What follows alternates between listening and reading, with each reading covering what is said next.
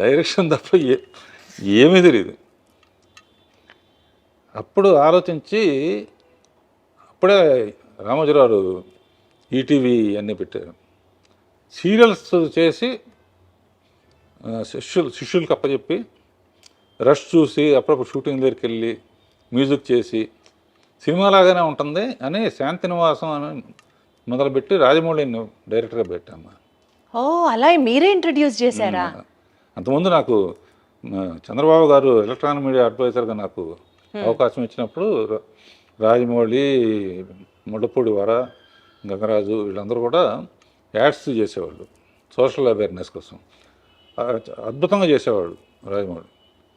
అప్పుడు శాంతినివాసం కథ అనుకుంటే అతనే మొత్తం కథ అవుట్లైన్ చెప్పాను. అతను 1000 ఎపిసోడ్లకు సరిపడా. సో అప్పుడప్పుడు సెట్కి వెళ్ళేవాడిని.